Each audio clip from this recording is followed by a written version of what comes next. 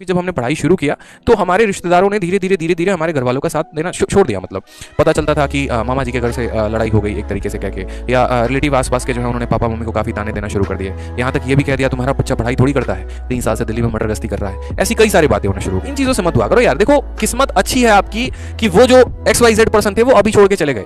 क्या पता आपके सिलेक्शन के बाद ज़्यादा दुख के देखे जाते आपको। बताओ, आपकी पोस्टिंग हो जाती विदेश मंत्रालय में और पीठ पीछे आपका उनका मैडम का किसी और के साथ जो है दोस्ती चल रहा होता, तब ज्यादा दुख होता। कहते हैं ना, तब गले की हड्डी आके यहाँ अटकती है, ना नीचे जाएगा ना ऊपर फेंका जाएगा। कि ब्रेकअप के बाद वाकई में क्या करें। ठीक है, ये एक बहुत बड़ा मुद्दा हो सकता है। बहुतों के लिए ये छोटी शब्द हो सकती है, जो थोड़े से पढ़ाकू होंगे उनको लगेगा अरे सर क्या बता रहे हैं। ठीक है, लेकिन जिनके साथ जीवन में ऐसी घटना होती है उनके लिए बहुत महत्वपूर्ण बात होती है। देखो लाइफ में ना लोग बहुत कुछ कहते हैं कि तुम पढ़ लिख लोगे तो तुम्हारे पीछे सब भागेंगे, तुम कामयाब बन जाओगे तुम्हारे पीछे सब भागेंगे। बहुत बार हमें लगता है कि यार ये यूजुअल बात है, नाम बात हो गई है, मतलब इसमें कोई उतना दम नहीं है। लेकिन ऑनेस्टली अगर मैं इससे थोड़ी सी हटकर अगर बात करूं यहाँ पर, तो असल में पढ़ लिखने से आप बहुत बड़े इंसान नहीं बन जाते हैं। असल में आप जब एक कामयाब इंसान होते हैं ना, तो आप बहुत बड़े इंसान बन जाते हैं। जैसे उदाहरण के तौर पे आपके घर में आपका छोटा भाई भी पढ़ रहा है, लेकिन वो उससे बहुत बड़ा इंसान नहीं बनेगा। जब आपका एक बहुत बड़ा व्यक्तित्व हो जाता है समाज में, जैसे नौकरी से भी बहुत बड़ा इंसान नहीं बन सकता है। अब ग्रुप डी की नौकरी निकाल लोगे तो क्या हो गया, मतलब बहुत बड़े सितारे बन जाओगे? नहीं होता ना मेरे भाई। जब तक आप जिस ओहदे के लिए तैयारी कर रहे हैं वो ओहदा, वो वजूद बहुत बड़ा होना चाहिए, तभी आपके पीछे दुनिया भागती है, तभी आपको कनेक्ट करने की कोशिश करती है। जैसे एग्जांपल में देखिए, आप एक मूवी है शादी में जरूर आना। मेरे भाई हीरो क्या रहता है, एक क्लरिकल SSC से मान लो कोई एक इंस्पेक्टर पोस्ट पे सिलेक्टेड होता है, और जो उनकी मोहतरमा, जो उनकी मैडम होती हैं, वो UPSC में कोई पर्टिकुलर एक पोस्ट निकालती हैं।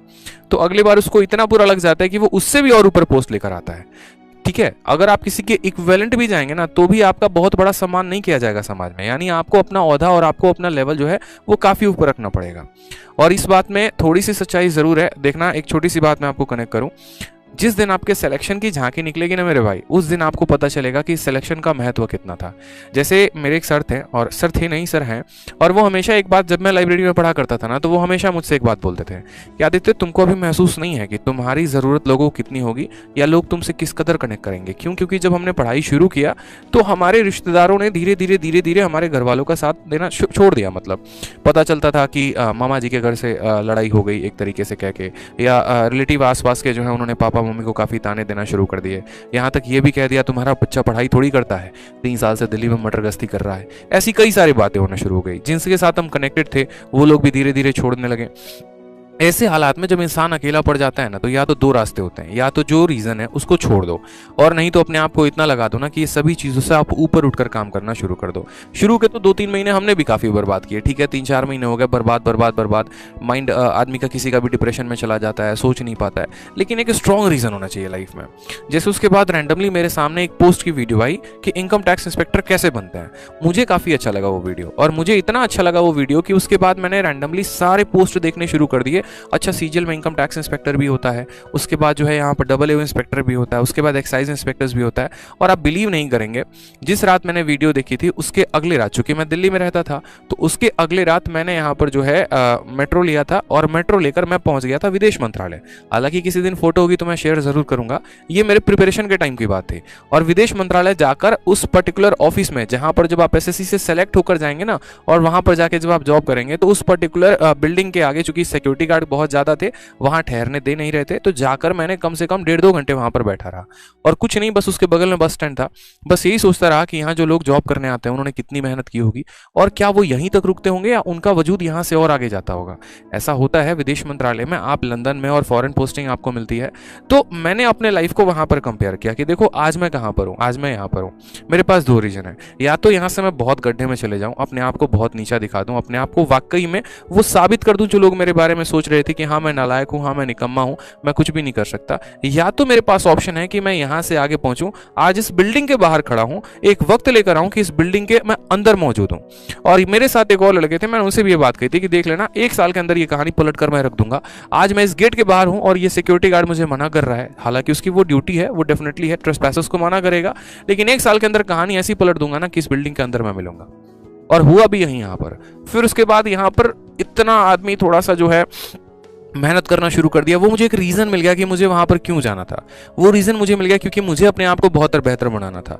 और हुआ भी ऐसा यहाँ पर, जब जब मैं डिमोटिवेट हो जाता था, या जब भी मुझे थोड़ा सा दुख होता था, या जब भी मुझे थोड़ा भी यहाँ पर फियर होना शुरू हो जाएगा, थोड़ा मैं नेगेटिव होना शुरू हो जाऊंगा, तो अगर मैं हूँ यहाँ पर तो मैं किसी की बाइक अरेंज करूंगा, या फिर जैसे भी हो गया, मैं कभी यूपीएससी भवन पहुंच गया, कभी एमईए भवन पहुंच गया, कभी आईटीओ पहुंच गया, और जाकर बस उन बिल्डिंग्स को देखूंगा यार कि हाँ यार देख तेरा मंजिल वहां पर है, तुझे वहां जाना है।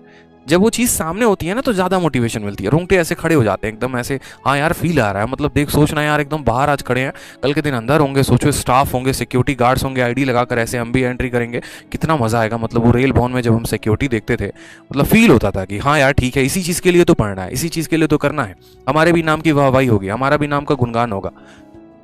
और वाकई हुआ भी ऐसा। जिस दिन मेरा रिजल्ट आया, जिन लोगों को हम नहीं जानते थे ना, उन लोगों की तरफ से भी कॉन्ग्रेचुलेशंस के मैसेजेस आने शुरू हो गए।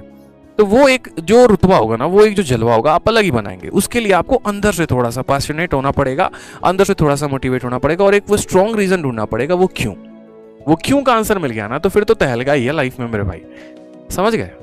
तहलका बिल्कुल तहलका करेंगे आप जाके। आ जाइए, तो अगला सवाल हम करते हैं। और इन चीजों से मत हुआ करो यार। देखो, किस्मत अच्छी है आपकी कि वो जो XYZ पर्सन थे वो अभी छोड़ के चले गए। क्या पता आपके सिलेक्शन के बाद ज्यादा दुख के देखे जाते आपको, बताओ। आपकी पोस्टिंग हो जाती विदेश मंत्रालय में, और पीठ पीछे आपका उनका मैडम का किसी और के साथ जो है दोस्ती चल रहा होता, तब ज्यादा दुख होता। कहते हैं ना, तब गले की हड्डी आके यहाँ अटकती है, ना नीचे जाएगा ना ऊपर फेंका जाएगा। तो जिन्हें छोड़ के जाना उनको जाने दो, अभी जाने दो, क्योंकि आप फ्यूचर इंस्पेक्टर बनने वाले हो। ठीक है, तो वो असल में वो आपको नहीं छोड़ रहे हैं, वो एक इंस्पेक्टर को खो रहे हैं। और जिस दिन ये तबाही होगी ना, जिस दिन ये लड़का इंस्पेक्टर बनेगा, भाई देखो इसका अपना ही भौकाल होगा। तो अच्छी बात है, लोग जा रहे हैं, बोलो धन्यवाद भैया, तुम हमारे जिंदगी से चले गए, अब हम थोड़ा और आसानी से बन जाएंगे, हम थोड़ा और कामयाब बन जाएंगे। ठीक है, तो उनको धन्यवाद कहो, उनके लिए रोना थोड़ी है यार, मंजिल कहीं और है यार, उसको पाएंगे।